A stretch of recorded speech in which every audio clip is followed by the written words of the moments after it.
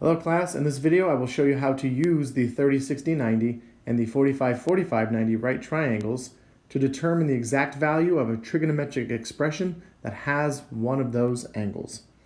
Let's begin.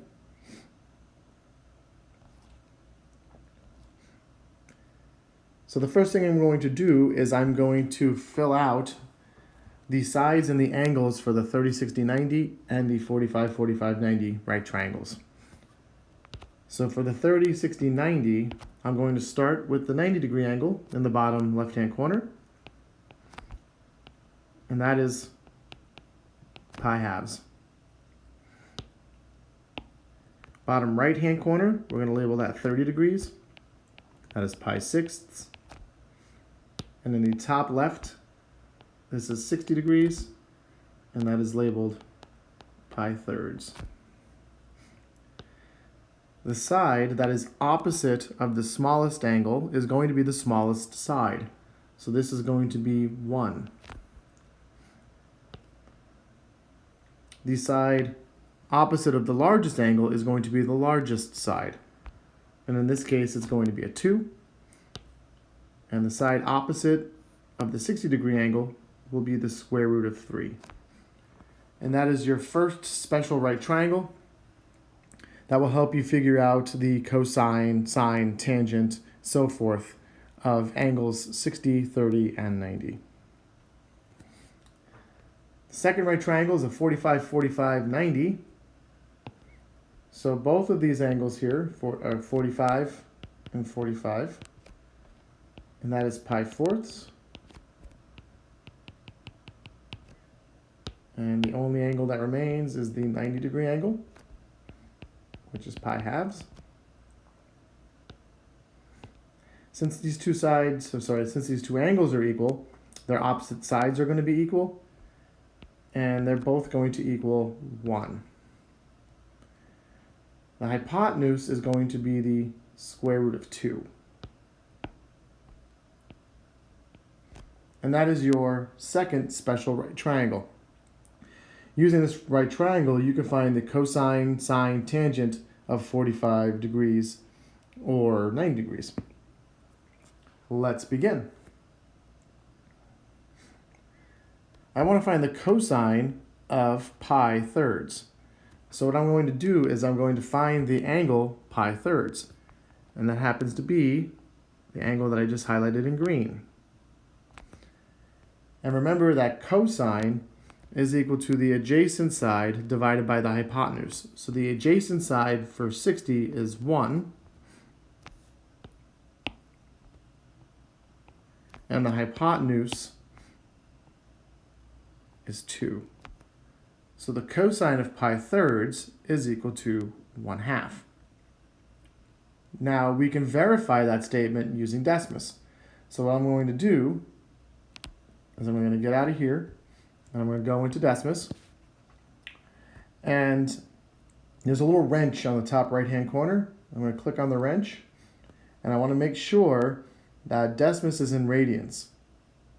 Because if it's not, you're going to have to switch it to radians.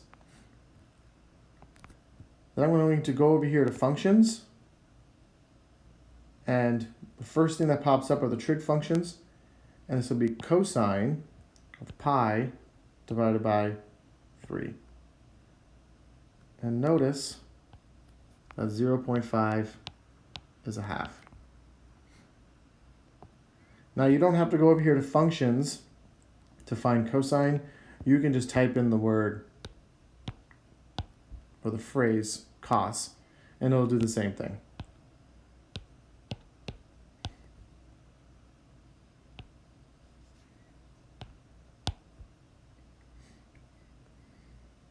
Okay, going back to the examples.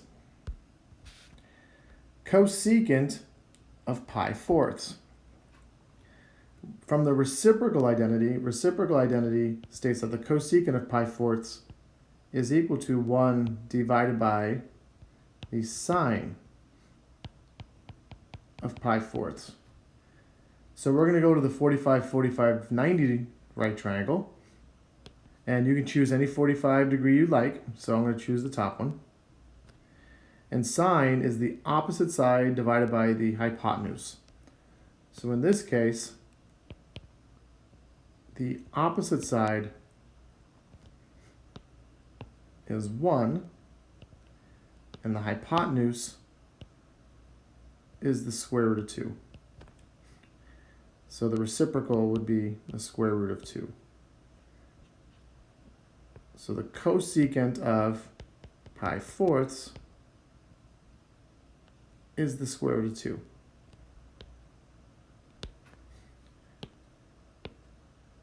And I'll show you one more time how to check your work on Decimus. So I'm going to come over here into Decimus. And you can either go into functions and pick cosecant pi fourths, or you can just type in CSC pi fourths and do the same thing. Now, is that the square root of 2? I'm going to say yes, because if I type in square root of 2, you get the identical number. Okay, next example. Tangent of 60 degrees. So we have the tangent of 60 degrees, so we're going to use the 30, 60, 90 right triangle. And I already have 60 degrees highlighted. And tangent is the opposite side divided by the adjacent side.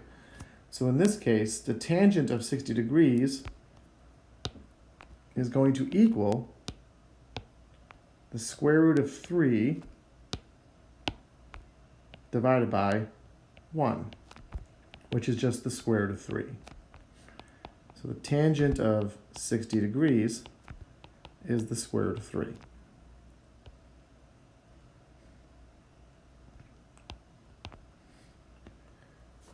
Now I'm going to show you how to evaluate this on Decimus using degrees.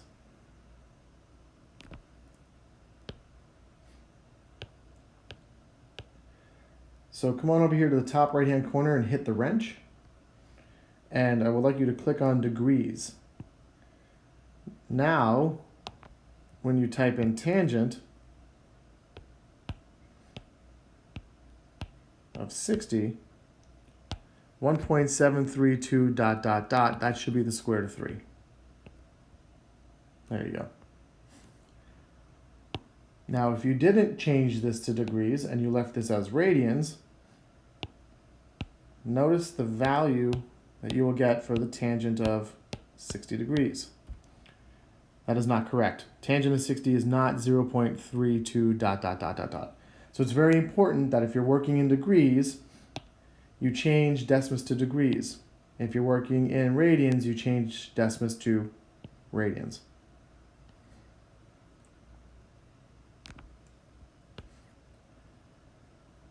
Next one, secant of 45 degrees. Well, from the reciprocal rule, we know that secant of 45 degrees is equal to 1 divided by the cosine of 45 degrees. So I'm going to highlight the other 45 degree angle and use that one. So here's 45 degrees. We want the adjacent divided by the hypotenuse. So the adjacent side is going to be 1.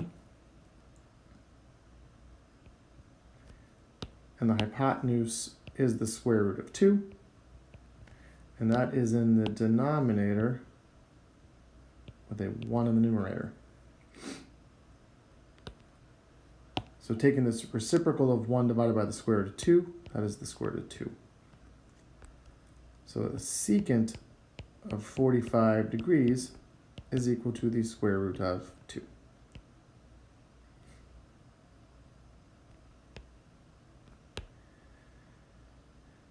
Okay, and before I end this video, I'm going to show you a couple of more angles that are going to be necessary for you to know.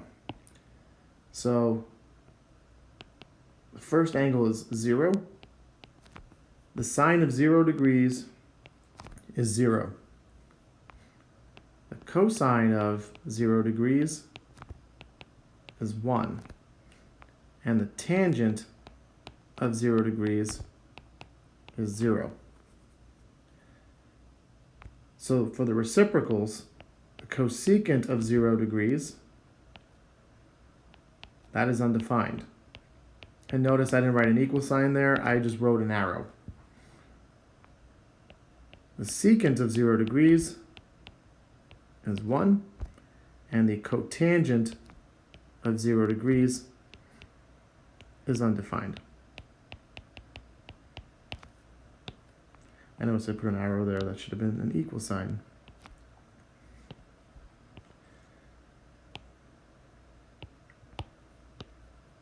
The second angle I would like to talk about is the 90-degree angle.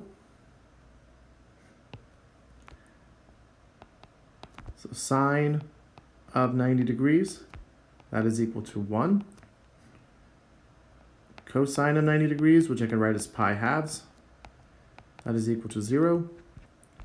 And the tangent of 90 degrees, that is equal to 1. So for the reciprocals, the cosecant of 90 degrees, that is equal to 1. Secant of 90 degrees, that is undefined. And the tangent, sorry, not tangent, but the cotangent of 90 degrees, that is equal to 1.